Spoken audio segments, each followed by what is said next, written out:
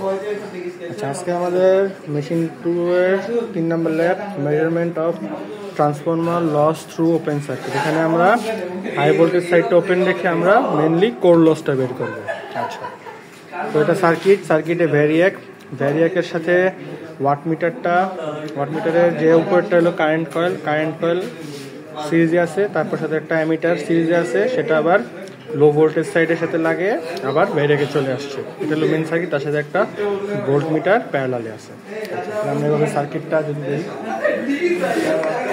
প্রথমে একটা ভ্যারিয়াক থেকে একটা মাত্রা যাবে হলো কারেন্ট কয়েলে, ভোল্ট মিটার থেকে কারেন্ট কয়েলে গেল, কারেন্ট কয়েল থেকে একটা যাবে হলো আমাদের অ্যামিটারের সাথে সিরিজে। তো কন্টেন্ট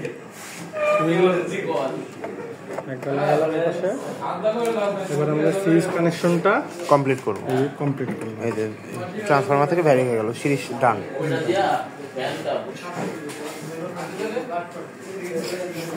ভোল্টেজের এক মাথা পোটেনশিয়াল কয়েল থেকে ভোল্ট মিটারে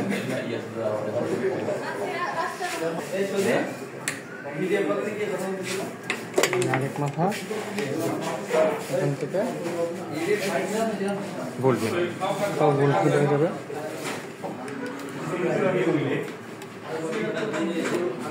তারপর এখানে আমরা দেখতে পাচ্ছি যে এই ভোল্ট মিটারটা ভ্যারিয়াকের সাথেও প্যারালাল, ট্রান্সফরমারের সাথে প্যারালাল। আমরা এতক্ষণ এই ভোল্ট মিটারটাকে ভ্যারিয়েক বা ওয়াট মিটার এটার সাথে আমরা কি করলাম, প্যারালাল করলাম। এখন আমাদের কাজ কি, এটা পোটেনশিয়াল মানে ট্রান্সফরমারের সাথেও প্যারালাল করা।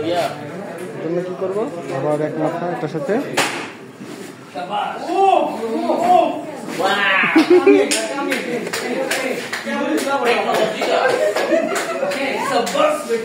পেছনে সার্কিট উড়ে গেছে, আইসি উড়ে গেছে। এটা আমাদের শেষ, ঠিক আছে।